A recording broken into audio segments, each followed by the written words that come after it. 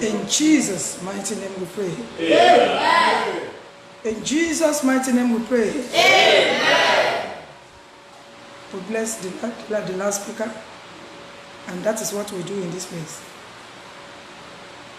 I want to come back to our brother's question, and I love it.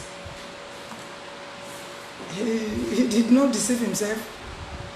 He didn't say he has anything that he has received from the Lord. He said he has a question. Please, can we have you come? Let me hear your question very well.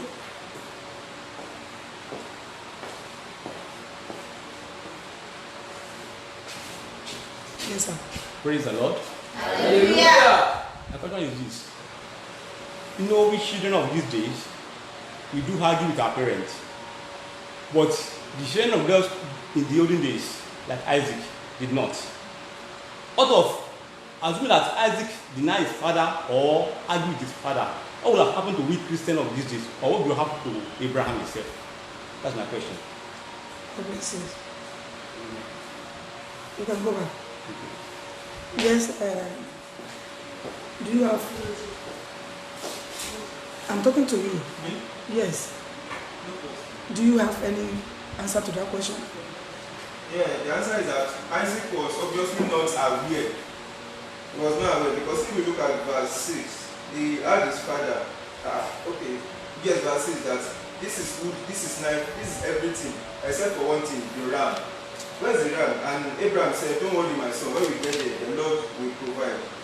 And then, looking at verse 9, when they arrived at the place where God had told him to go, Abraham built an altar and arranged it on the roof. Then he tied his son Isaac and laid him on the altar of the wood. From that word, from the way I'm reading it, it looks as if he used force on Isaac. And Isaac, if we study this Bible properly from verse chapter 21, Isaac was giving birth to in chapter 21, and then this happened in chapter 22. Well, I'm not sure how many years apart, but I don't think Isaac has grown up to the extent that he can withstand force from his father. Praise the Lord. Hallelujah. Because I did being what Abraham displayed was intelligence. I did believe Abraham had told him before they left home. I don't think that mission would have been possible at all. He would have tried to run away. In fact, it's not easy to tie. No matter how young Isaac is or small, you cannot tie that boy.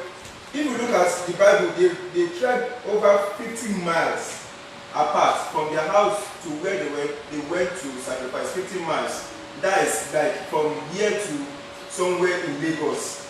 Or in fact, on the island, that far. So you cannot tie up that boy, no matter how young he is, carry him up, he will be struggling. He will continue to struggle when he knows that he's facing death. So Abraham played the first one, intelligent one, and took him. It was at the point where they were about to sacrifice, then he tied him up. Obviously with force here. Abraham tied his son Isaac and laid him on the altar on the top of the wood. So from verse what did you say? That is verse 9. So from home to the point of where they were going to sacrifice, Isaac did not know. And when Isaac, him too was intelligent, on the way asked his father, he said, the Lord will provide. So Isaac must have, to that age, he grew up in the house of Christians, in the house of God, and he must have been taught how to believe and trust in God, the same way Abraham trusted and had faith in God. So they continue. So I'm sure it was at this point of where they were sacrificed, Isaac must have known that there was nothing to be used except him. And then at that stage, he cannot struggle with his father. I'm very sure that Isaac has not grown to the age of where he could have struggled physically with his father. We know that than him. Praise the Lord. Hallelujah. Praise the name of the Lord. Hallelujah. This is my contribution to that question. How many miles did your Bible tell us they walked? 50 miles. 50 miles. 50 miles would be about how many kilometers?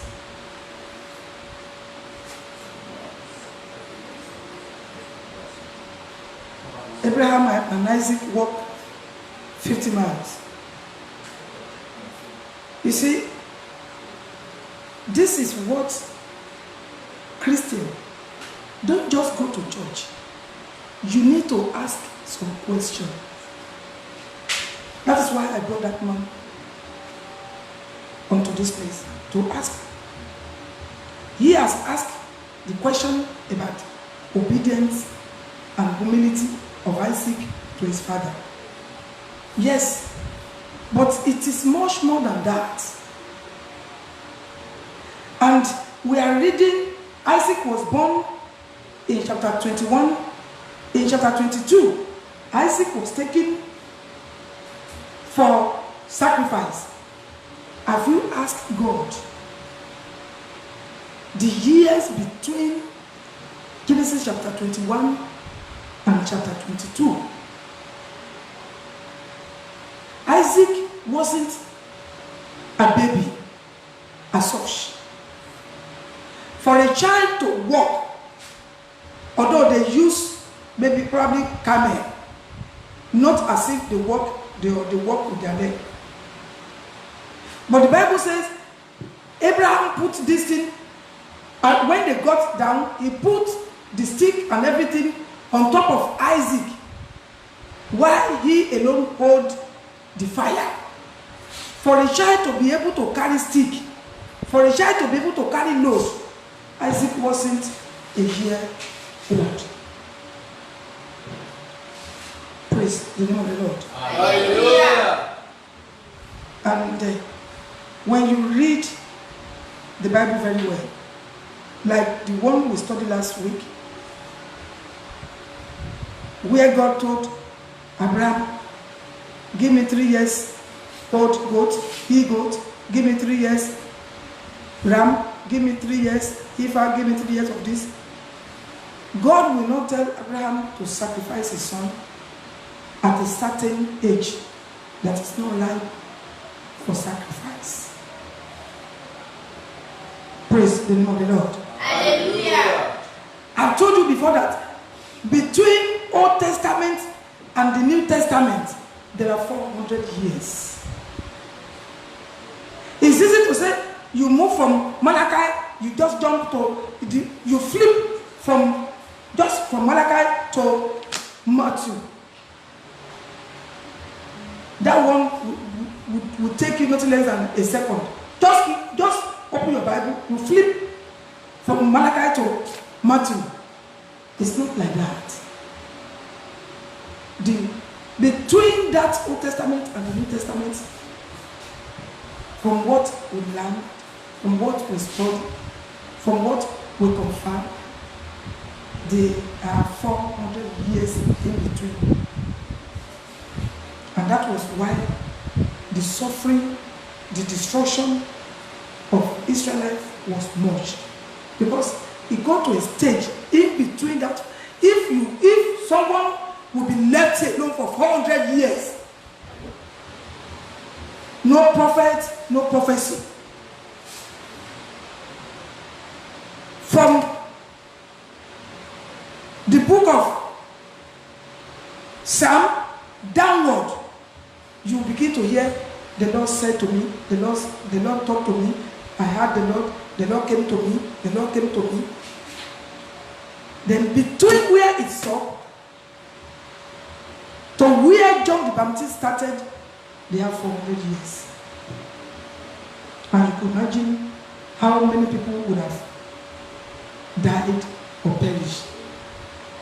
Because the Bible made us to know that where there is no voice of the Lord, the people do what? Perish. Because where there is no voice of the Lord, that means there is no leading, no direction, no vision. But not as we are doing it these days. Praise the name of the Lord. Hallelujah. People go to church, they are still destroyed. Were you not going to church? Before you came to this place, were you not going to church? You were going to church. Was your pastor wasn't preaching? Okay, he was reading Quran. In your church, is it Quran or is it novel? Is it literature that your pastor reads on the pulpit? Answer me, I'm asking you. I said in the church, that time that you were going to church before you came to this place, what was your pastor reading on the pulpit? Bible. That's what I want to hear. Reading the Bible that will never leave. You are reading it. If you attended university and you read medicine, and after your graduation, you begin to do spare part business. Who will be calling you doctor in that place? Who will be calling you doctor in that place? No matter how you tell people I'm a doctor, who will be telling you doctor in that place? Absolutely nobody.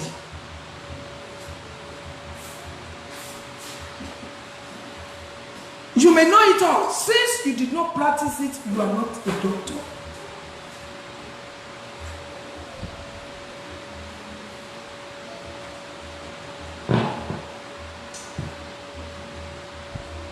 Praise the name of the Lord. Hallelujah. To read the book of God, to read the word of God, in fact, to carry Bible. In fact, you may be reading Bible and you are an idol worshiper. It is one of my messages in this place.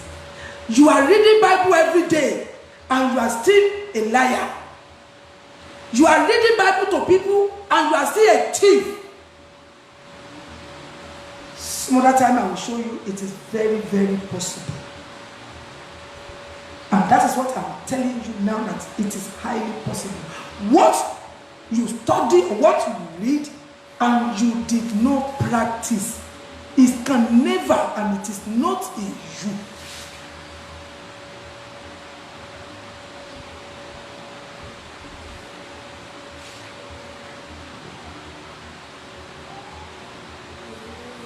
Praise the name of the Lord. Hallelujah. And this is where I have problem with people. The moment I begin to correct you, and I notice that you are not yielding to correction, I begin to drop you. You can cut the number of days that remain between me and you.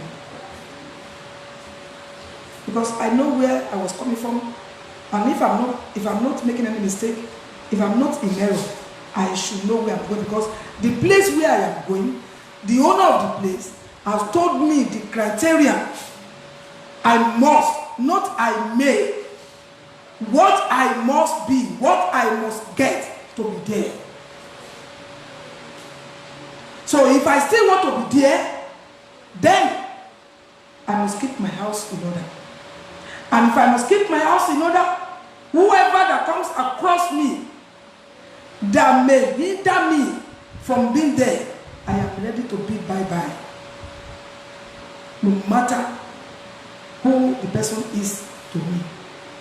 Because Jesus told me, if my right eye will cause me to go to hell, I should gouge it out. I should remove it. He didn't say I should close it. Is that also? He said I should remove it. He said, if my right hand, get that place open for me in the Bible. He said, if my right hand, he didn't say if my left hand. You see, Jesus mentioned right hand because he knew how powerful right hand is. Because he's trying to tell us the importance of right hand. Right thing. He said, how important my right hand is. If it's going to cause me to go to hell, I should cut it off. He didn't say I should fold it. He didn't say I should be careful. He said I should remove it. That is to tell me, whatever that will cost me heaven, whatever that will take me to hell, I should stop it.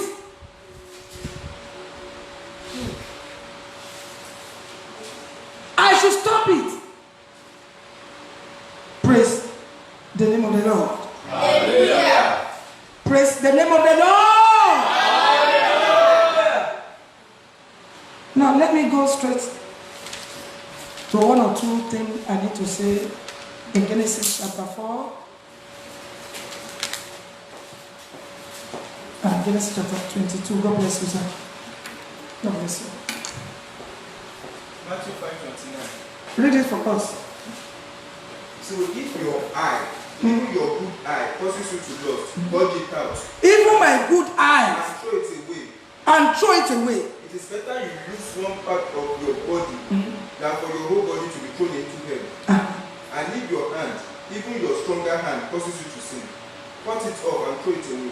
My stronger hand, the stronger hand is the right hand. It is better for you to lose one part of the body than for Matthew what? Matthew 5:29. Matthew 5:29. Let me read from this version.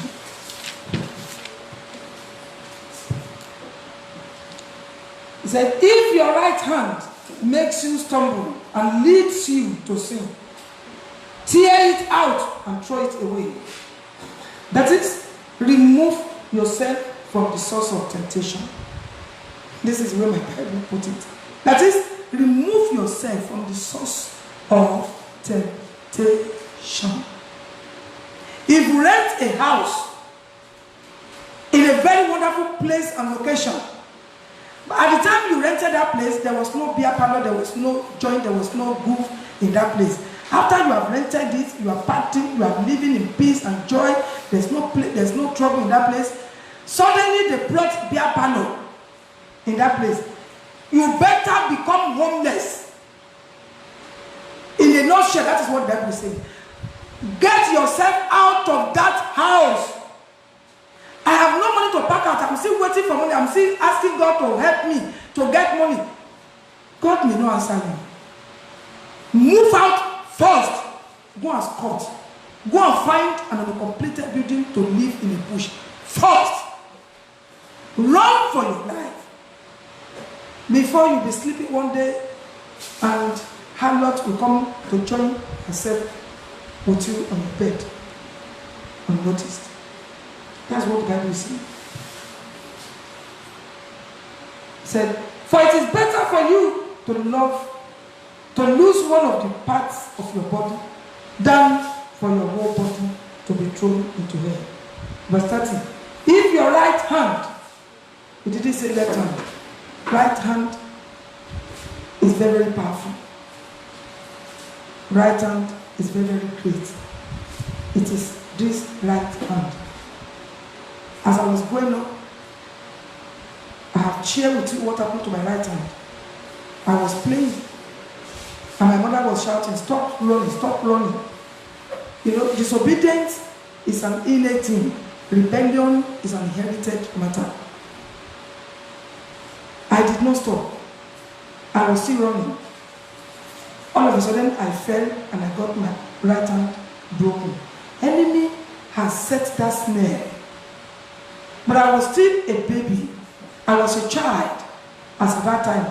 And my mother, who's supposed to know God, who's supposed to know the gravity and importance of what I was doing wrong, she didn't know God then.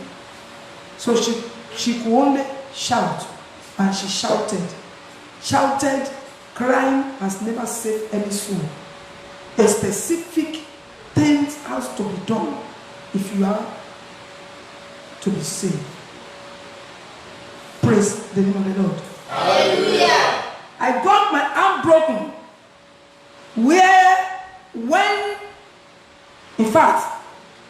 When nobody knows what is called orthopedic doctor, the orthopedic people we have was the native people. And they couldn't straighten my hand. That is why you see my right hand. Sometimes they think I am making alcohol or I am proud in my walking, in my standing. No, those ones have been taken out of my life for long. Arrogance, pride, no, those ones. You see, I know when I've conquered a particular enemy. I know when they are still in place. You will know. If you have conquered sin in your life, you will know. So I know that pride and arrogance is gone and gone forever out of my life. That is how my hands is. because I got my arm broken at the age of 3 years, and they couldn't do it. And by the time I grew up, that my brothers and my sisters that think that they were worthy, they will say, okay, we are taking her to do this. Somebody said no, because then I'm grown up and I heard that they would now break my hand again. Begin, I said, no, make me not break my hand again. Praise the name of the Lord. Hallelujah. Your right hand, there's something spectacular about your right limb, your right life, your right hand, your right eye, your right leg. So be very, very careful. Be very, very careful. In chapter 4 of Genesis chapter 4, I will read because I'm going to speak specifically on verses 7 and 14. Now the man Adam knew Eve as his wife, and she conceived and gave birth to Cain. And she said, I've obtained a man with the help of the Lord. And later she gave birth to his brother Abel. Now Abel kept the flocks of sheep and goats, but Cain cultivated the ground. And in the course of time, Cain brought to the Lord an offering of the fruit of the ground. But Abel brought an offering of the finest firstborn of his flock and the fat portions. And the Lord has respect, that is, he has regard for Abel and for his offering. But for Cain and his offering, he had no respect. So Cain became extremely angry, and he looked annoyed and hostile. And the Lord said to Cain, why are you so angry, and why do you look annoyed? Verse 7. If you do well, will you not be accepted? And if you do not do well, if you do not do well, sin crushes at your door. If desire is for you. If you do well, and I explained to you sometimes ago, if you do well, God did not say if you do. Is that what God said? He didn't say if you do. If you do well. What did I say, everybody? If you do well. There are difference between you don't do at all or you do. If you do well, what did I say? If you do well. I can't hear you. What did I say? If you do well. God was not arguing with him whether he did anything. If you do well, we are not here to talk about if you go to church, will God not hear your prayer? That is not what we are talking about. You can be doing it, you may not do it well. Sometimes some people say, salvation is not, it does not come once. Where is that written in the Bible for you? Once has the Lord spoken, twice have I heard that powers belong to God. The Lord told Cain, if you do well, he didn't say, if you do, will I not hear you? Cain did. Maybe we should say, Cain did all he could, but to God, he did not do well. But to who? God. To God, he did not do well. If you do not do well, you are on your own as far as God is concerned. Study Bible, don't read Bible. You need to study Bible, don't read Bible. The Lord said to Cain, if you do well, That's why I'm explaining to you now. There are difference between doing it or not doing it well. If you do well, will you not be accepted? God was not arguing with him whether he do. He did actually, but he did not do well. You go to church. Are you a church? That is what God is saying here. You go to church. Are you a church? God is not saying you are not praying, you are not singing, you don't have a Bible. You may even have 4, 10 different type of Bible fashions. But if you do well, will you not be accepted? That's a simple question that God asks. You are studying Bible, you are reading Bible. If you practice it, I've never seen God be a liar. The Bible says all men can be liars. God Almighty remain faithful. He's still the same God. If you do it as it is written,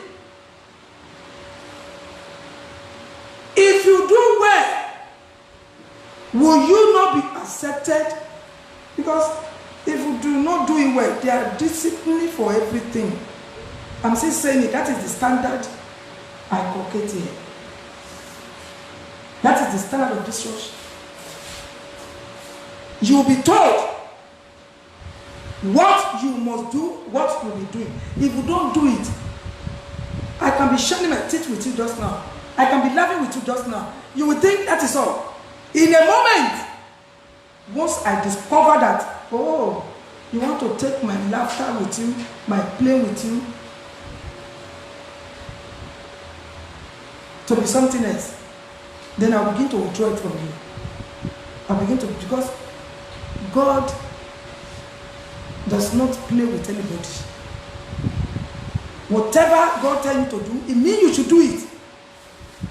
If you ever want to be seen his teeth outside, if you ever want to be pampered with him, if you ever want him to love you, if you ever want him to bless you, whatever he says, live your life according to it.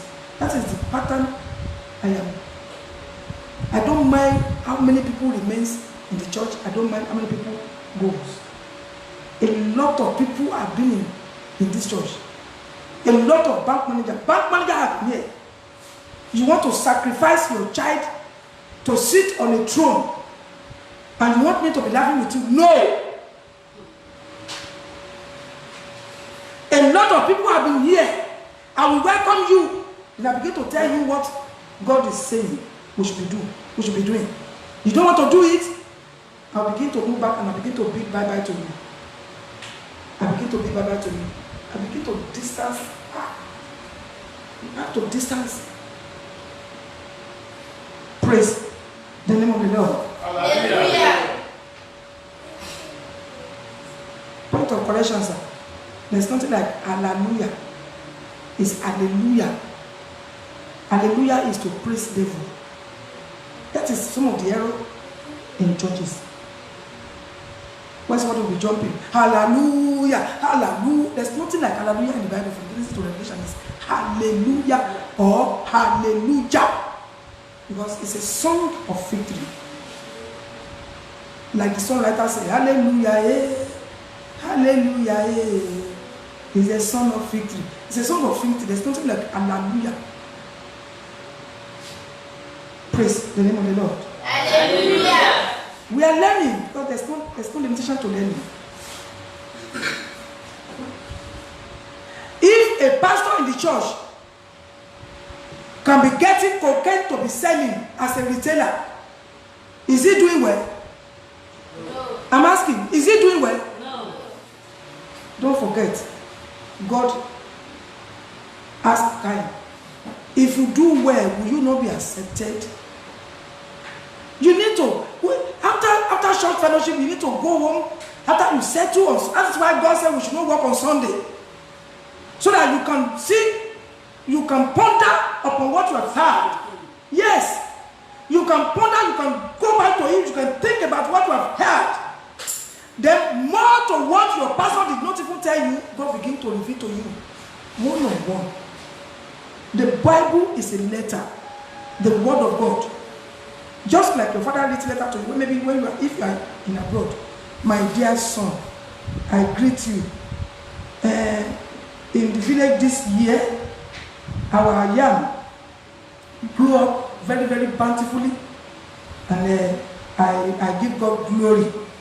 So we are going to glorify God and celebrate it in the church, so date. I'm your father, indeed. She so. Your father's letter. When you are reading your father's letter, it's like you are seeing your father, you are reading your father. Your father has told you his mind. It's like you are seeing your father, but by the time you see your father one-on-one, the word will be more than that and be more meaningful than that.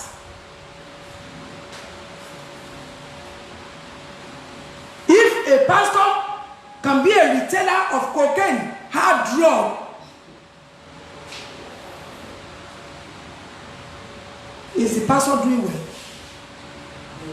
Now, if the pastor is not doing well, if there's trouble in his house, if there's calamity in his home, maybe one of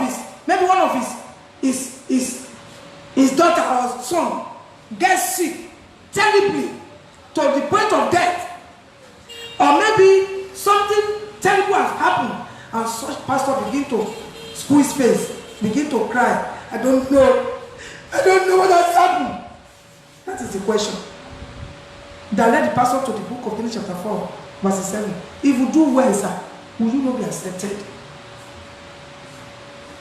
How can a pastor that is collecting cocaine, selling cocaine, do well with God?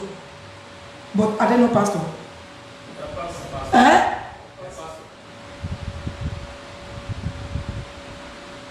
Are they not carrying Bible? Are they not reading Bible? From what you have learned here, can they do well? Can they do well? No. Even if they cry from January to December, can God accept any offering from them? No. You are reading Bible to the people, but you are killing people inward. As you read Bible to them publicly, you go to sell cocaine for them in your closet. Praise the name of the Lord. Hallelujah. The Lord said to Cain, if you do well, will you not be accepted? But if you do not do well, I can see that another sin is knocking your door. Terrible than the one we're talking about. Another sin. Any case that comes to this place, automatically the moment you step into that place, any case is already a testimony. The day you came to this place first, what did I tell you that you must not do again? The day you came to this place first, what did I tell you that you must not do again?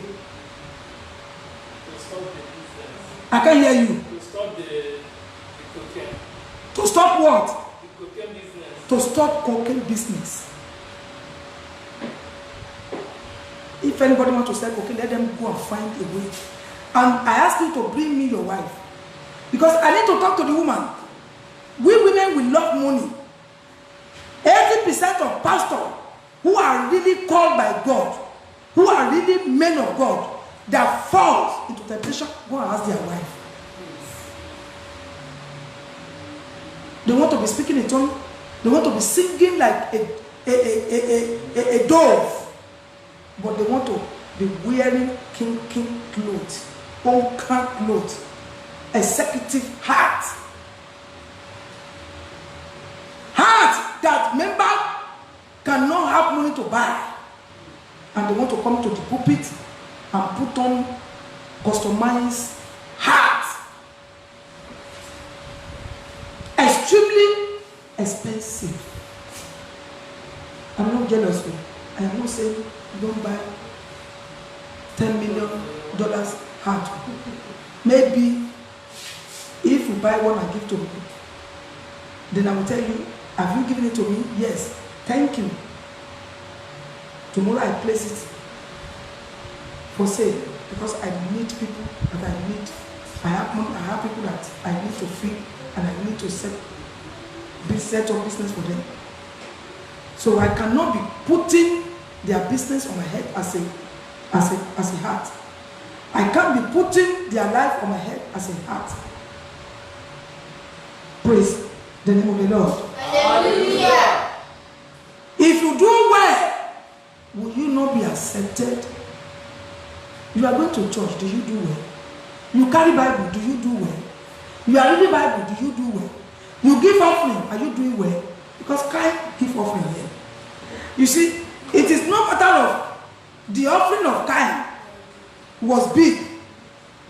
The offering of Abel was big and Cain's own was small. No. It is the status of their relationship with God. You are very, very disobedient. Whatever they ask you not to do here is what you are going to do here. And you think because you analyze Bible, because you read the Bible, so that have made you a Christian. No. No. Praise the name of the Lord. Hallelujah. The Lord has given the revelation of what he's about to do.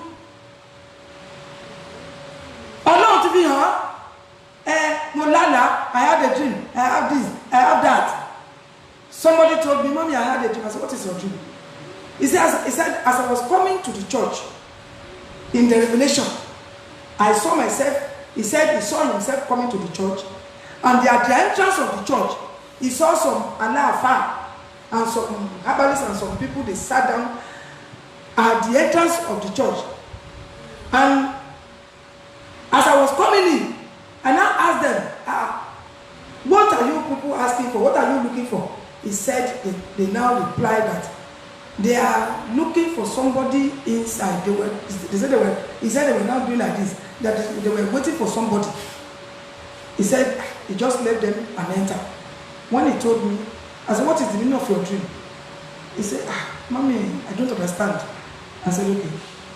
I said, am I the one that had that dream? He said, no.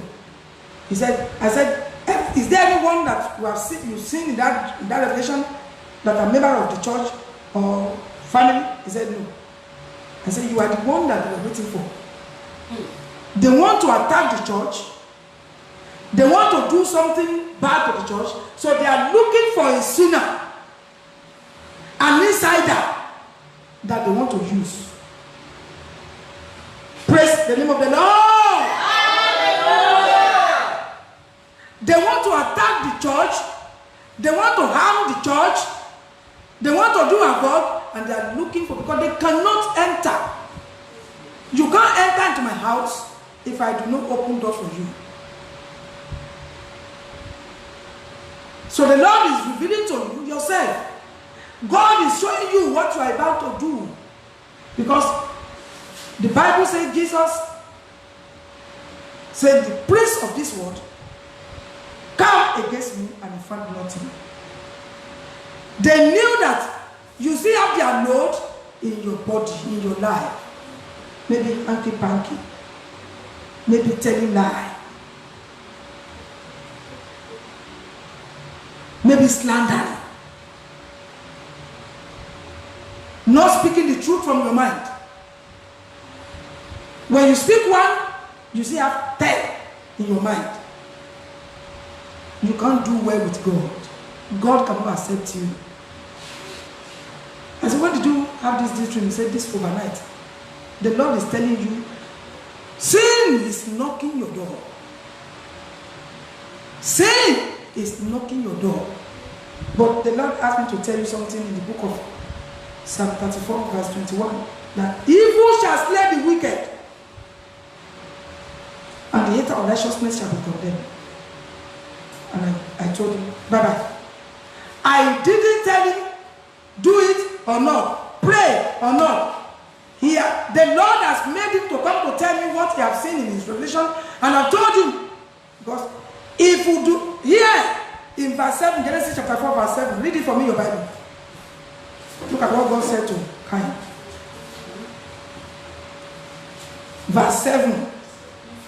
Verse 7, and it says, why are you so angry? The Lord asked him, why do you look so dejected? You will be accepted if you do what is right. But if you refuse to do what is right, then watch out. Sin is crouching at the door, eager to control you. But you must subdue it and be its master. I love that passion. Sin is doing what? Read that place for me. That portion. Sin is crouching at the door, eager to control you. Sin crouches at your door, is knocking at your door. His intention is to control you. The intention of sin.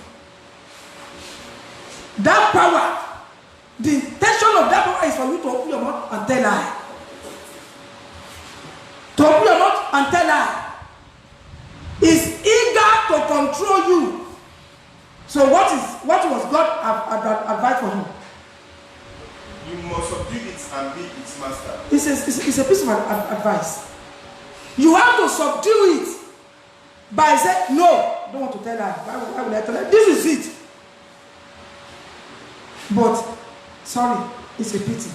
That single thing, that small thing that Cain is supposed to do that did not do, cost him everlasting sorrow, everlasting pain, from generation to generation. When they ask you to do something, you don't normally do them. When punishment comes, you'll be swelling up, you'll be squeezing your face. Whose business? Whose business? They ask you to do something to better your life. You are not doing them. So when they begin to punish you, begin to squeeze your face, you will squeeze that face for many years. As your generation, your family, since before you were born, used to squeeze that they never happy in their life. You have started your own too.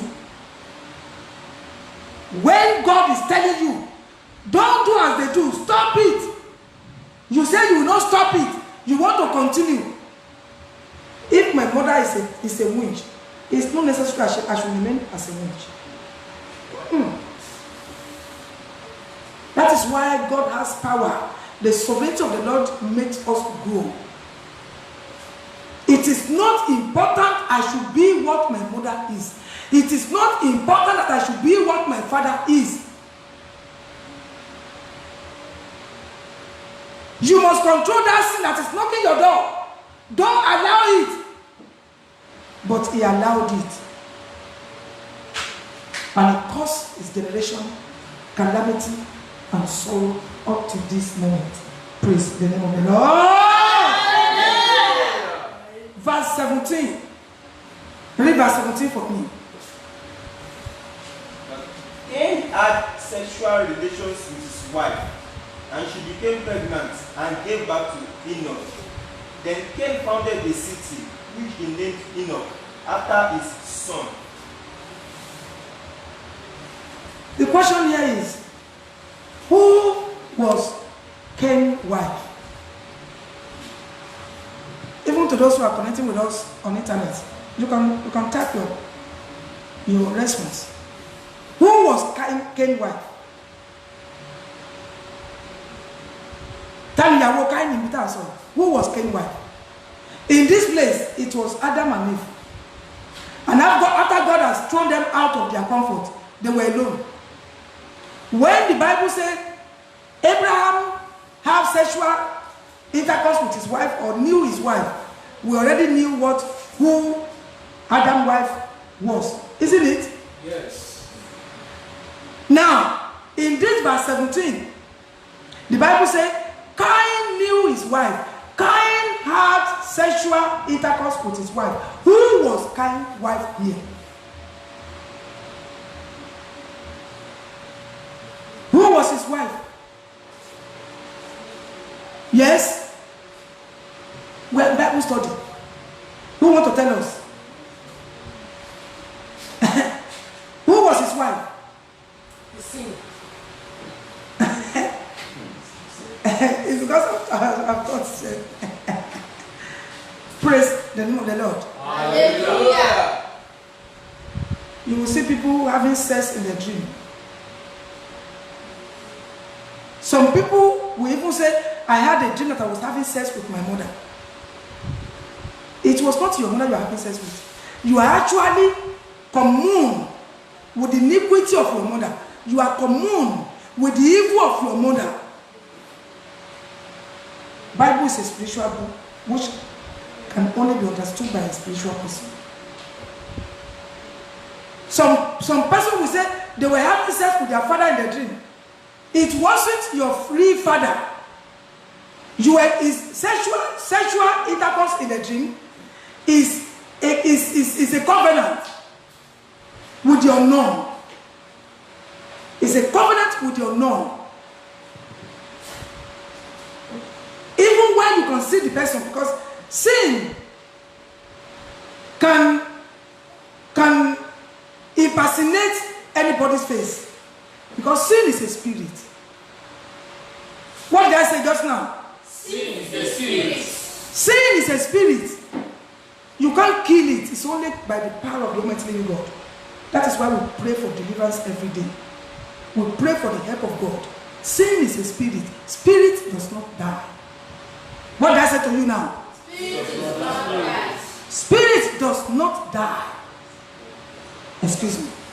If you are telling lie, and with the help of God, God has helped you. God has delivered you from telling lie, from that power. Because sin is powerful. Sin is a spirit. Sin is a particular power. If God has helped you by His mercy, by His grace, and you are delivered from sin, does not mean that somebody else is not telling lie, the same lie. Are you hearing what I'm saying? It is you that you have been delivered by the help of God, but somebody else is still telling lie. Does that mean that sin has died? Does that mean that sin has died? Does that mean that that lie has died? That you have stopped telling lie. Lie is still existing in somebody's life. It's a spirit. But one by one, we can be out of it. If you don't understand, raise up your hand. That you have stopped telling lie, it is not by your power or by your mind. It is by the Spirit of God Almighty. By the help of God Almighty. How you walk with God. Like our brother says, spiritual walk with God is about learning on a daily basis. That is pure truth. Working with God is all about you are ready to learn every day. And this is where people are seeing trouble with. If you know how to go to church, you can be going to church, but you don't create time out of 24 hours to study Bible daily.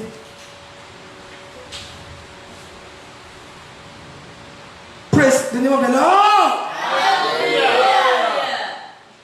That you have stopped stealing, that you have stopped telling lie, does not mean that somebody has stopped telling lie. So lie is still existing there. You have stopped stealing, somebody is still stealing there. It's no longer operating in your life, it's still operating here. You have stopped practicing witchcraft, somebody is still flying here. In the realm of the spirit.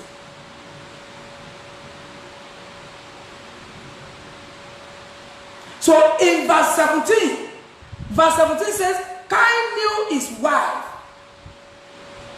My version said, one of Adam's descendants. And she conceived and gave birth to Enoch. And Cain built a city and named it Enoch after the name of his son. Who was Cain's wife? Who was Cain's wife? Because it was only Adam and Eve and their two children, and one of them has died in this place. And in this place, they've not given birth to another one. It was now only Adam, Eve, and Cain. And the Bible is saying Cain knew his wife. Who was his wife? The sin. The sin that you found bond with. That is why you have sex in the dream. A single sin in your life will cause you to have sex in the dream or eating in the dream. A single sin in your life that you practice, that you find so difficult to let go. Because sin is so powerful and it's a spirit, it's a strong man, but God is God. You will do yourself so wonderful to be ready to listen to God's instruction. After you listen, you don't say, I will do it. When you say, I will go to do it, you are deceiving yourself. You will fail. You are going to automatically fail. You will do it again. But your one, oh God, help me. Oh God, help me. They said, I should not be urinating in this place again. Okay, sir. Okay, sir. I should come back. Oh God, help me. Oh, Daddy, help me. They said I should not be urinating in that place again. Oh God, help me. But I will not go there again because there's something that normally takes you to that place. There's something that creates the love of that place, the love of going to that place in your heart. There's something that creates the love of you don't want to go to another place except that place to go and relate. That is too powerful than you. That is why we pray, oh God, deliver me from the enemy that is too powerful now. Then, for you to conquer, to be delivered from that thing, you need to turn to God. Oh God, help me. They said I should not be urinating in that place. Daddy, help me. I will not go there again. In the name of Lord Jesus Christ. Because when you offer the prayer, and you don't offer the prayer in the name of Jesus Christ, you cannot get answer. Cain in this place, there was no woman on earth. It was only them and their father. This is Genesis. There's no one called Israelite in this place here. Israelite has not come in picture here. Only two people, Adam and Eve, and they did not give birth in the Garden of Eden. It was after they came out. Because their eyes are open unto sin. Since they have touched and they've eaten what God asked them not to. The more you do what you are told not to do, the more you submerge into sin. The more you go down. A simple disobedience in your life can lead to millions of calamity. Do not touch the fruit, neither have intention of eating. That's what God told them. The day you touch it, you shall surely die. God did not say it twice. The day you do it, this is what I'm going to do. If you reside in this church, if you are coming from outside and fellowship here, you go, no problem. Anything that make you, after this fellowship now, that you do not go this way, you live in these premises, you must wake up to discuss your dream. You don't do it, no food for you.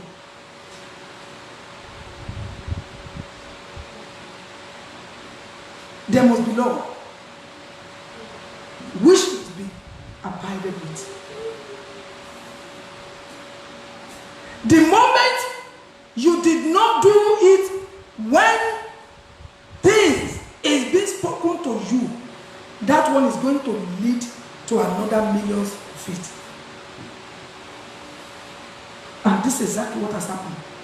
The father and the mother have done it. Now the children are carrying the largest part of the destruction and disaster. Praise the name of the Lord. Hallelujah. And God Almighty came to the son. He did not come to their father. He came to Cain. See what I saw? I saw sin knocking your door. Control it, oh. Control it, oh. He didn't control it. Abi? Because he has talked to the father and the mother. They've disappointed him. Now he left them. He now came to you. He came to you to show you revelation about what is about to happen. Until he did it. Until he did it. He was keeping malice with God. Until he committed that sin. And what he now did, he became elaborate. He gave back to sin. When they gave back to, I don't know if any of you know that you have your spiritual animal life. Everybody on earth has a particular animal life. In the spirit realm, you can be dog. In the spirit realm, you can be snake. In the spirit realm, you can be rat. In the spirit realm, you can be lizard. That doesn't mean that God did not save you. God created all these animals. It is when they begin to manipulate them, they became evil. Are you the one that created lizard? Do you created crocodile? God did not create any animal to eat human being. It is when they are being manipulated, you see them doing that. When they perform magic, that they want to turn to this. So inside that crocodile you are seeing, it's not actually crocodile. It's another satanic, wicked personality that want to eat you. That is when they became evil. Every man on earth has an animal spirit that he is. So if you see dog in the realm of the spirit and you are in animal spirit, you are a dog. It doesn't mean any harm to you. But it may mean harm to you when a personality begins to turn to dog against you. Now, it's not left for you to define which one is God revealing to you. You see that Cain knew his wife. He had sex with his wife. His wife conceived and gave back to Enoch. Who was his wife? The iniquity of his father. When the Bible said the descendant of his father, who are the descendant of Adam? Who gave birth to Adam? Did anyone give birth to Adam? No. Did anyone give birth to Adam? I'm asking you. No. So who are not descendant of Adam? The disobedient. The disobedient, complete disobedient. He knew his wife. When did he get married? When did he get married? The Bible told us how Eve was created and placed beside Adam. When did this wife come to Cain? In this story we are reading. How did wife come? Who paid the dowry? From which family? What God is telling you to drop or you don't drop, you marry to them. You marry to them. You see, when you marry to them, when you go out as a sinner, as a disobedient person to go and marry, you can marry an angel. That angel will become winch in a twinkle of an eye. Because all the sin in your life, everything will move into that wife in order to torture you. And when you conceive to give birth as a sinner, you are actually giving birth to what you are and who you are. Let me tell you my own life. Right from my youth age, because I noticed that if you tell lie where my mother is, if my mother squeeze this your mouth, There's no way my mother, my particular mother, there's no way my mother will squeeze your mouth that you'll be able to eat for 2 days. No, I am not exaggerating. That's true. There's no way my mother will squeeze your mouth that you will be able to eat. Praise the name of the Lord. Hallelujah. So we don't know how to tell lie. And if you look at my children does not tell lie. Because lie, I can say, is not found in my gene. We don't tell lie. If you ask any of my children, did you do this? If they did not do it, once they tell you, no, it's not me. If you are asking them again, they'll just be looking at you as if you are sick of sins. Because they've not been into that life that you keep asking them something. So once I ask them, did you do this? If they said, no, I did not do it. If I go and come back, are you sure? Yes. That's all. Then coupled with the biblical background in which they grew up with. If you dare get married, this is the problem, and this is what I want you to learn today. If that is why I love preaching to the youth than the adults. If you come to me for counseling, when you are talking, the first thing I want to say, are you married? Once you say you are married and you are married and you have kids, I will just be willing. Because I will know that the problem will be hectic to be solved. Not the solution will not come in time. If you get married and you are not in God, God is not in you, you have not repented, you have not been washed, you have not been cleansed, you have not confessed your sin, and you get married, you are not going to give birth to nothing than those characters, those evil, those things you are doing. And you have not got married to nobody except whatever you see yourself doing or your parents doing. Because you are what you marry. You are what you take to bed. Black cannot marry white in God dictionary. I'm not talking about a woman. I can't imagine myself if I'm not married now and I go and marry a liar. I can't imagine myself if I'm not married now to go and marry bloodshedder. He can't, or he cannot over well. I can't. Praise the name of the Lord.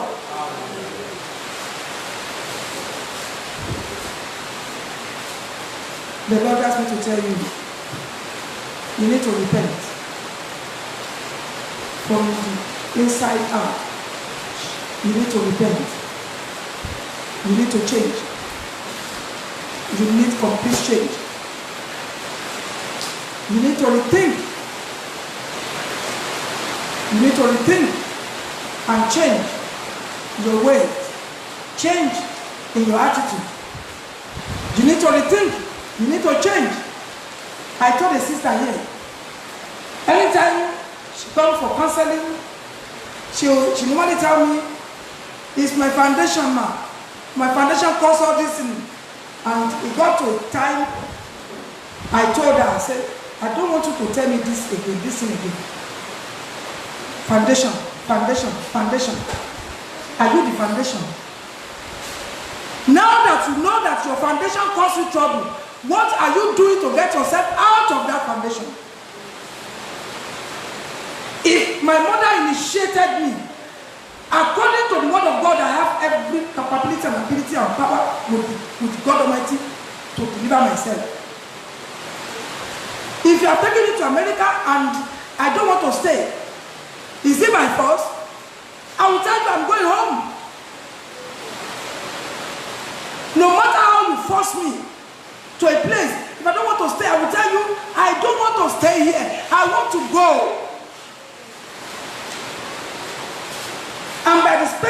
grace of the Lord and the mercy of the Lord, when God will visit me, He will take me out of where He put me. That is, if I don't love doing what He put me through. You can initiate me, but by the power of God, by the Lord's presence, I can be out. When I start crying to God, oh Lord, help me. I don't want to be doing this. Oh Lord, help me. I don't want to be here. Oh Lord, help me. One day, the Lord will deliver you out of that situation. Especially when you look at the life of your father, your mother, and their life is nothing to write about. Their story is not sweet at all. When you look at your foundation, you know that there is no sweet story. So calamity, so trouble, so pain, so cry, so this. Then I will make my own way through with the Lord. Praise the name of the Lord. Hallelujah. You need to change. You need to rethink. Don't just, this place we are studying told us we need to come back to God. Not only to go to church. When I see people going to church, like our daddy in the Lord now, when I say, where's your Bible? He says at home.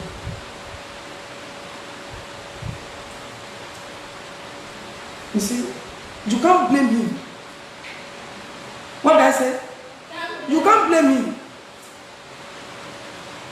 Yoruba say, I have never seen an okra that grow past his tree. If he has ever heard it that Bible is your companion. If he has ever been told by a man of God or a woman of God that without that Bible, you are doomed, he will go and sell his clothes to go and buy.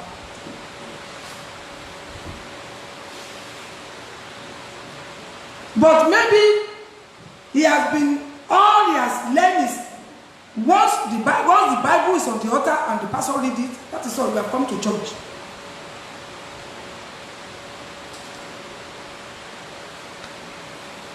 And I'm praying that the Lord, in His infinite mercy, will come to wash the Christendom and begin to teach His people. You see what COVID-19 has caused? That people will not go to church, yet God still save His own. The Lord asked me to tell you to repent. To repent is to rethink. Say, come on, what type of life am I living? What type of life is this? You mean this thing is not good indeed? Yes, it's not good. So if this thing I'm doing, does it mean it's the one that caused my brother, my sister, my mother, my father, all this problem, all this trouble? Yes.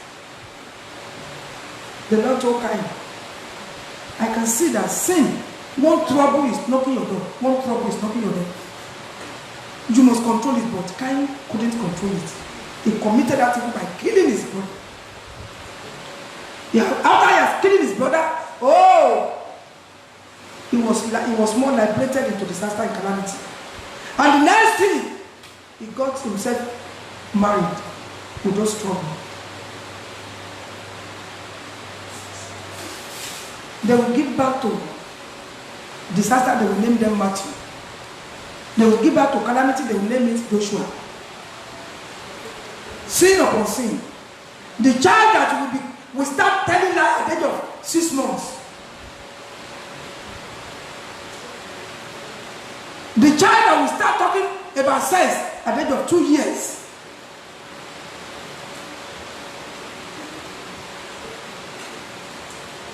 If we read the story of those Enoch and so on and so forth, as we study it, you will see what that sin, that single sin, landed generation and generation upon generation. The yet unborn children, if you don't repent, your yet unborn children is coming to suffer what you are doing today. Ignorantly. The Lord asked me to tell you to change. You are to rethink. You look back, look front, and see the life I am living now. Is it good? Am I happy? Is there joy in me? Is there peace in me? Is there peace in me? Look inward. If you do not have peace inside of you, peace and joy, if you don't have it, that means you're not a Christian. You may not have money to eat gari, but you don't need money to have peace and joy. When you don't have anything, even if you are living inside bush, peace and joy supposed to be there with you. If you are living in a mansion and there's no peace and there's no joy in you, check it. You may be going to church. You are not a church. There's no God in you and you're not in God. Unless, and if you are the type that whenever they talk to you, you pick offense, you are offended, you swell up, you squeeze face, you don't want to be talked to, you are heading to destruction. You need to change so that God can wash you, so that you can enjoy the life God has given to you, because He placed us here. And the Bible told us in Genesis chapter 1 that all that God created, they were all good. This world was good too. And if you see those who are really genuine Christians, if you see their life, even if they are eating grass, you will see them glowing, radiant and shining, peaceful, and they have joy inside of them. Turn, stop it. Like I told that our sister, I said, Madam, will you still be married this man if this man is no longer selling cocaine? Or you have come to marry that cocaine money? As a woman being, I don't expect him to say, no, ma. What she said was what I expected. But we shall soon when we get there. If it's no longer selling cocaine, and there's no longer made chicken peri-peri, we will know whether you have really come to marry the man or you have come to marry the cocaine money. If a man will be given traditional marriage list that worth 1 million naira, as if they will born more than human being. I'm sure if you see 800,000 today, you know what to do with it. Rise for your feet. I'm praying for us and for those who listen to us online and to those who will still listen to this webcast. We shall not lose heaven in the name of Jesus Christ. Yeah. I believe we can do more than that. We shall not lose the peace and the joy of God everlastingly in the mighty name of Jesus Christ. Yeah.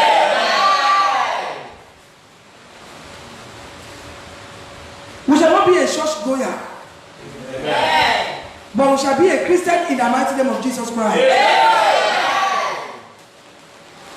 We shall not believe as devil believe. We shall believe and be saved in the mighty name of Jesus Christ. Yeah. We shall not be a man that comes to this world like a snake passing over the road without an impact in the mighty name of Jesus Christ. Yeah. We shall be saved by the special grace of the Lord. We shall not be condemned in the name of Jesus. Yeah. And I'm praying for marriages that are like kind marriages. Married to disaster, married to calamity, married to sorrow, married to pain, married to poverty, married and regretting. The Lord shall appear suddenly as He appeared and give them wine at the marriage of Canaan, and there shall be peace in the name of Jesus.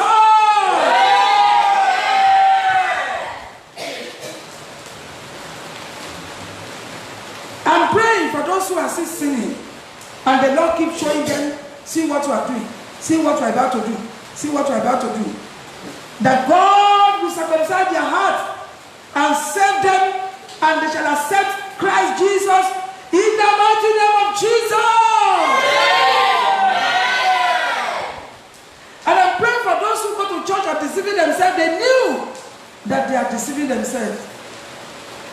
instance, like the pastors who are cocaine seller in the church, senior pastors in the church, ministers in the church, mounting the pulpit, carrying Bible, having some followers in the church, but still having dealings with hard drug. I'm praying that God Almighty in His infinite mercy, by His special grace, will open their eyes to see what they are doing against their generation and deliver them in the name of Jesus.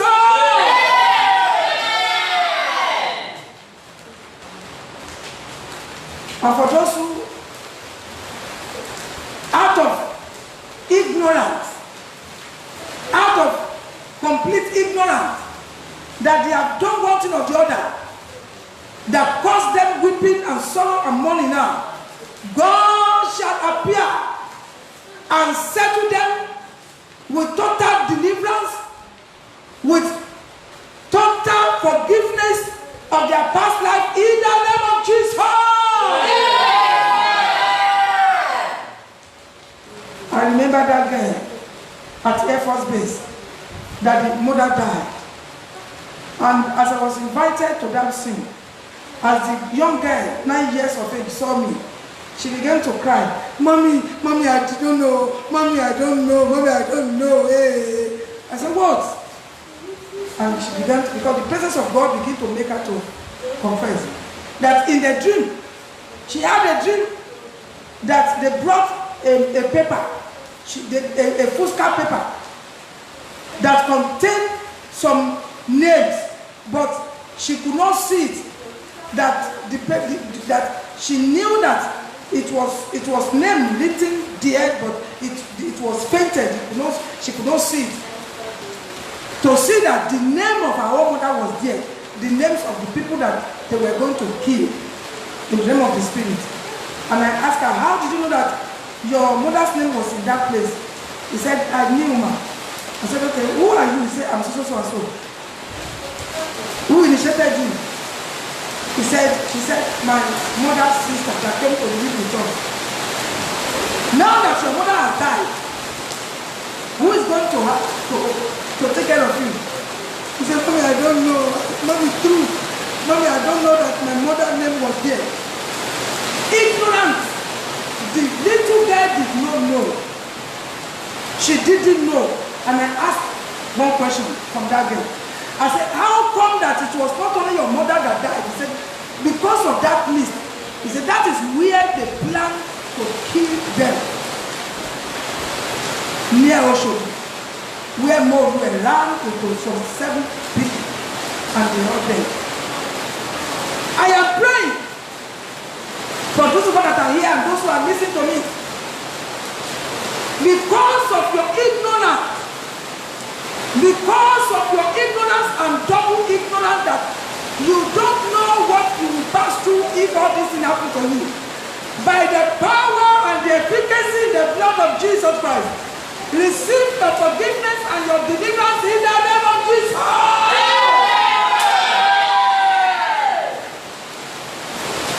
Some people have killed their wife, some people have killed their father, some people have killed their mother, some people have killed their husband.